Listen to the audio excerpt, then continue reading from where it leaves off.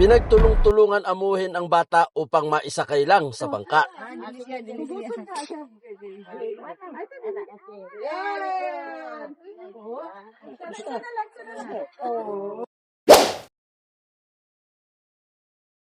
Good morning mga idol. Samahan nyo ko ngayon sa oyster farm. Tara, tingnan natin ang river ng Buena Vista. Tignan din natin ang mga seafoods na pagkain na makakain natin mamaya. Samahan nyo ako! Alam mo, meron akong pangarap sa buhay. Sana, matupad na.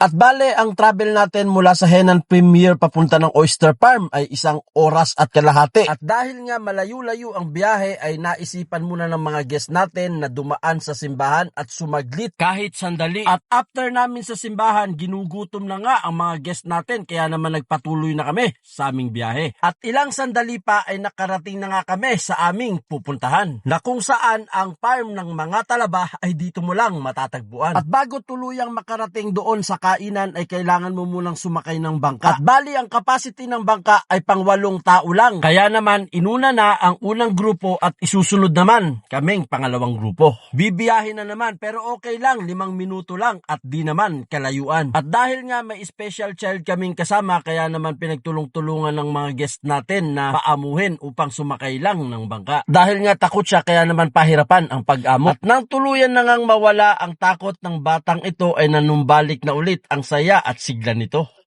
Mas maraming pagkain. Uy, nabusog. Nabusog na. Nabusog na. At nang makakumbinsi na ngang maisakay ang special child ay nagpatuloy na nga kaming maglayag papunta sa kainan. Malapit lang naman ang biyahe kaya naman natatanaw na natin ang mga floating cottage. Alam mo, meron akong pangarap sa buhay. Sana, matupad na. At nang makarating na nga kami dito sa floating cottage ay ang iisipin na naman namin kung paano ibababa ang bata.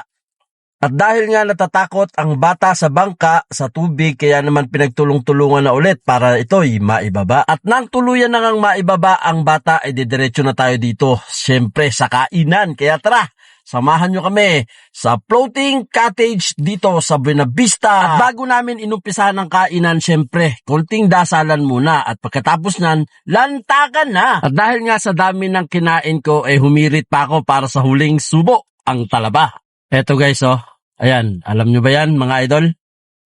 Ayan, talaba. Busog na ako pero naglalaway pa rin ako sa talaba kaya naman babanat pa ako ng isa. Sarap. At eto na ang dessert natin, kamuting kahoy at isasawsaw mo sa latik. Napakasarap nito. Lanta ka na at huwag magpapetiks-petiks. At ayan mga idol, solve na ang tanghalian natin. Sobrang busog na busog ako. Maraming salamat sa mga guests natin at nailibre ako. At natapos na nga kami dito sa floating cottage. Ngayon naman babalik na kami doon sa docking area. Sobrang sulit at enjoy na enjoy talaga ang mga sino mang pupunta dito sa floating cottage na to dito sa Buena Vista, Bohol. Dahil sa napakasarap ng pagkain, napakaganda ng ambience, kaya naman talagang babalik-balikan mo ang lugar na ito. At ayan, kung nagustuhan nyo po ang video ito, huwag nyo pong kalimutang i-like and share. Hanggang sa muli, sa Jundies TV. Maraming salamat sa sponsor, Basak Food Park, located at Tubigon, Bohol. Ano pang hinihintay nyo? Kain na!